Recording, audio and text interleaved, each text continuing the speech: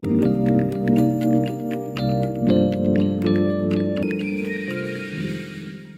famille, soyez la bienvenue à notre rendez-vous de restauration. Nous venons de franchir le deuxième semestre de l'année 2025. Est-ce que de là où tu es, tu peux simplement acclamer le Seigneur?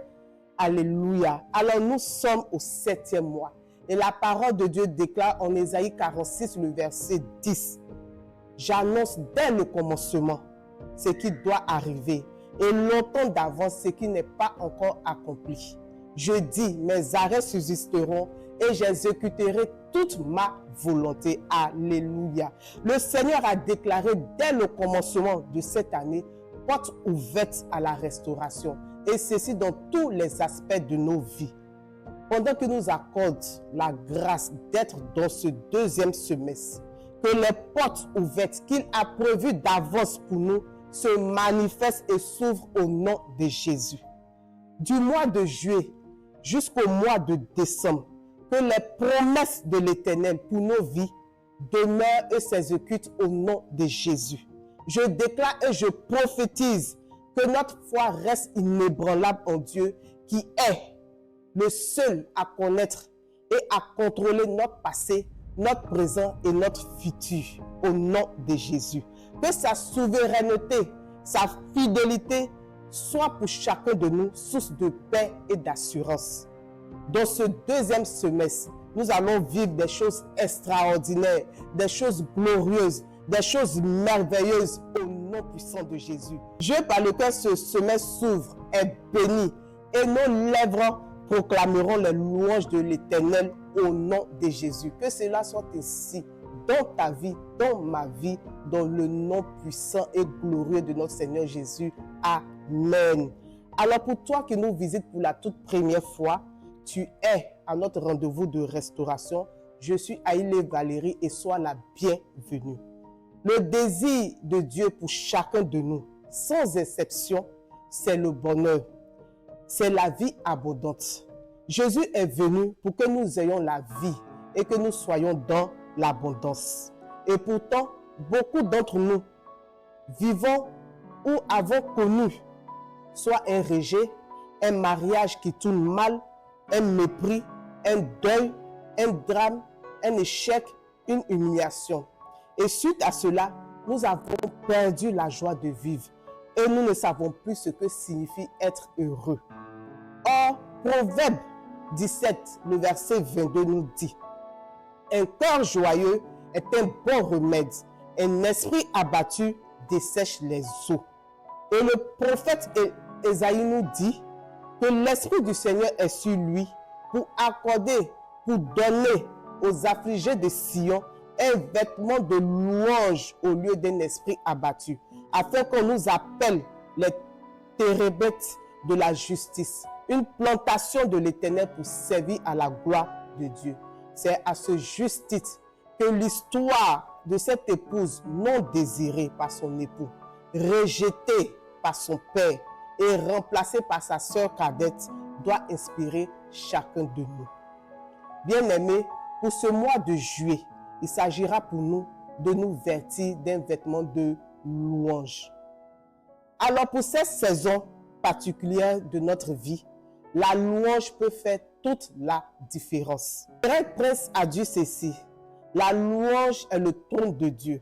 Notre louange ne fait pas de Dieu un roi, il est roi avec ou sans notre louange.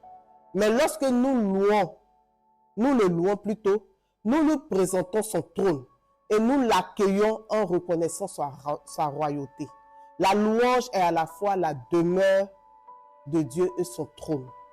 Ainsi, louer Dieu, c'est proclamer les actions et les attributs de Dieu. C'est l'inviter à venir habiter là où nous sommes. Et là où Dieu est présent, tout déménage. Lisons cette belle histoire dans le livre de Genèse, le chapitre 29, le verset 31 à 35. L'Éternel vit que Léa n'était pas aimée et il la rendit féconde, tandis que Rachel était stérile. Léa devint enceinte et enfanta un fils, à qui elle donna le nom de Ruben. car elle dit, l'Éternel a vu mon humiliation et maintenant mon mari m'aimera. Elle devint encore enceinte et enfanta un fils. Et elle dit, l'Éternel a entendu que je n'étais pas aimée et il m'a aussi accordé celui-ci. Et elle lui donna le nom de Siméon. Elle devint encore enceinte et enfanta un fils. Et elle dit, pour cette fois, mon mari s'attachera à moi, car je lui ai enfanté 3 fils. C'est pourquoi on lui donna le nom de Lévi. Elle devint encore enceinte et enfanta un fils. Et elle dit, cette fois, je louerai l'Éternel. C'est pourquoi elle donna le nom de Judas et elle cessa d'enfanter. Amen.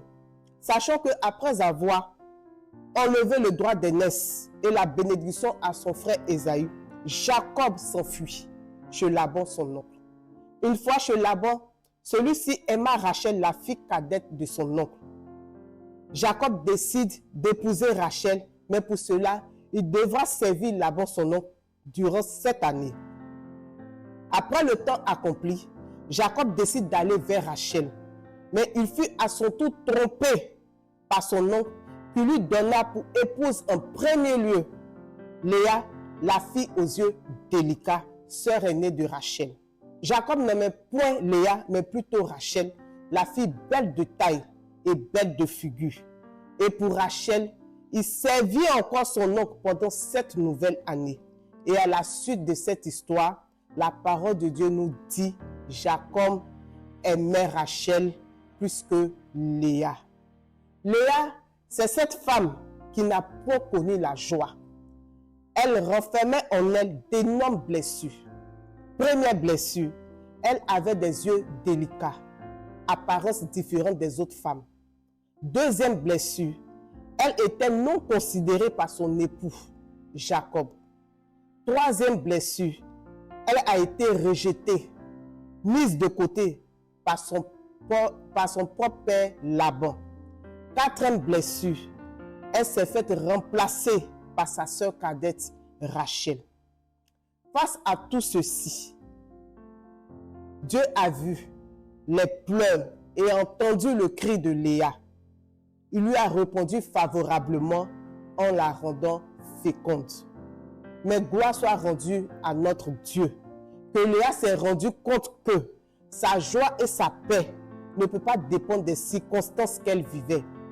Qu'elle n'a pas besoin d'attendre que les circonstances extérieures changent, que ses problèmes, tels que son apparence physique, l'ignorance de son mari Jacob, le rejet de son père Laban et l'humiliation par rapport à sa sœur Rachel soient résolus pour louer Dieu de tout son cœur.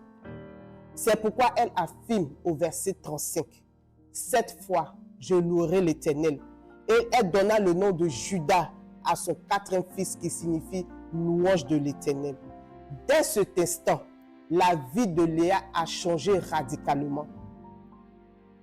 Elle avait été visitée progressivement par Dieu qui l'a restaurée. Juste parce que cette fois, elle a fait le choix de louer Dieu, de vivre et de baigner dans la louange. Elle s'est attelée à cultiver une atmosphère de louange dans son cœur. De là, son esprit abattu a été vêtu d'un vêtement de louange. Notons que la louange amène un renouvellement de l'esprit, un rafraîchissement et une restauration de l'âme. Lorsqu'on se vêtit d'un vêtement de louange, 2 clés essentielles se déclenchent dans notre vie. La première, la louange amène l'allégresse et le triomphe. La deuxième clé, la louange libère des angoisses et remplit d'une paix profonde. Retenons que la louange est comme cette plateforme qui facilite l'atterrissage de la gloire de Dieu dans notre vie. Ainsi, toi qui traverses des moments de trouble, n'attends pas que tes circonstances changent pour louer Dieu. Loue Dieu en tout temps, car il n'a point changé. Il est toujours le même. Au milieu de tes circonstances adverses, déclare sa fidélité, déclare sa grandeur, déclare sa bonté et sa gloire envahira tous les domaines de ta vie. Ta vie reverdira. famille, nous sommes à la fin de notre rendez-vous de restauration pour ce mois de juillet. Hébreux 13, le verset 15 dit, par Jésus, présentons sans cesse à Dieu notre louange comme sacrifice, c'est-à-dire l'offrande sortant des lèvres qui célèbrent son nom.